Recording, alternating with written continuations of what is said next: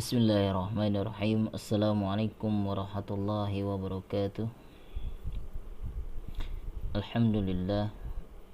Marilah kita buka pelajaran pada pagi hari ini dengan membaca doa awal majlis. Bismillahirrahmanirrahim. Rabbi zidni ilman, Allahumma anfa'ni bima 'allamtani wa 'allimni ma yanfa'uni warzuqni ilma yanfa'uni. Amin.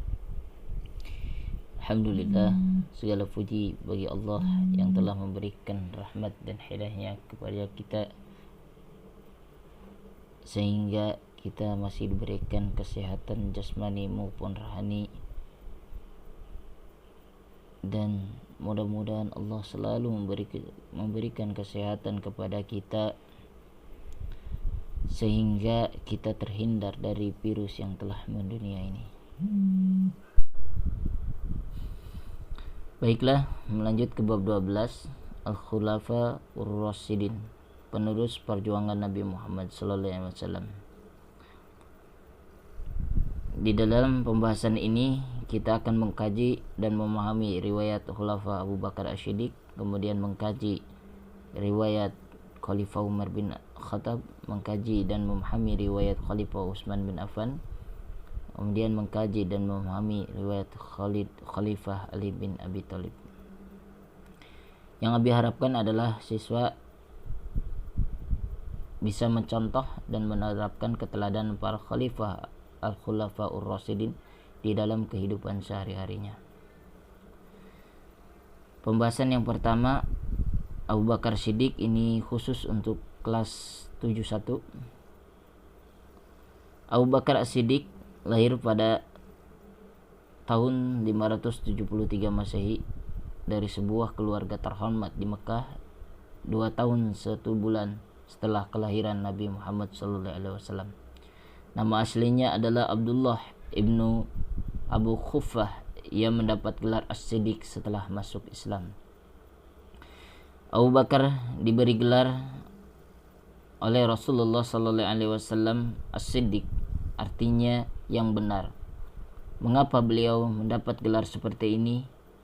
Ketika Rasulullah SAW melakukan Isra Mi'raj, yaitu melakukan perjalanan malam dari Masjidil Haram di Mekah ke Masjidil Aqsa di Palestina dan naik ke langit sampai ke Sidratul Muntaha dalam waktu sepertiga malam. Pada peristiwa itu Rasulullah SAW diberi tugas oleh Allah berupa salat 5 kali sehari semalam. Ketika berita ini disampaikan kepada orang-orang kafir di Mekah, serentak orang-orang kafir Mekah tidak mempercayainya. Bahkan mereka menganggap bahwa Nabi Muhammad SAW melakukan kebohongan. Akan tetapi Abu Bakar langsung membenarkan apa yang dikatakan oleh Nabi tersebut. Abu Bakar As-Siddiq termasuk as-sabiqun al-awwalun, yaitu orang-orang yang pertama masuk Islam. Ketika ia masuk Islam, seluruh harta dan jiwanya dikorbankan untuk membela agama Islam yang pada saat itu masih belum berkembang. Dengan kegigihan dan keulatannya, beliau setia mendampingi Nabi Muhammad SAW untuk selalu berdakwah mengajarkan ajaran Islam. Abu Bakar As-Siddiq selalu dicaci maki oleh musuh-musuhnya gara-gara mengikuti agama Islam.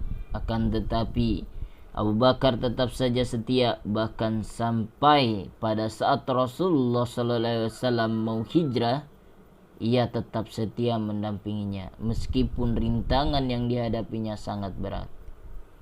Abu Bakar As-Siddiq sudah memberi contoh yang baik. Ia selalu mengorbankan jiwa dan raganya hanya untuk kejayaan Islam. Ia juga patuh pada ajaran agamanya. Kita yang sudah mengenal Islam sejak kecil, sejak sekolah taman kanak-kanak sudah diajari tentang sholat, tentang berbuat baik. Tentu sekarang tinggal mengamalkannya dalam kehidupan sehari-hari. Kita harus yakin jika kita dan orang lain berbuat baik, niscaya dunia akan aman dan tentram. Tidak akan ada lagi peperangan dan permusuhan. Pada masa Abu Bakar As-Siddiq menjadi khalifah, program yang terkenal adalah memerangi orang-orang yang keluar dari Islam, itu murtad. Kedua, memerangi orang-orang yang enggan membayar zakat. Yang ketiga, memerangi orang-orang yang mengaku nabi palsu. Sekian materi untuk kelas 71. Kemudian yang Abi harapkan bisa mengerjakan tugas yang di bawah ini. Yang pertama tugasnya adalah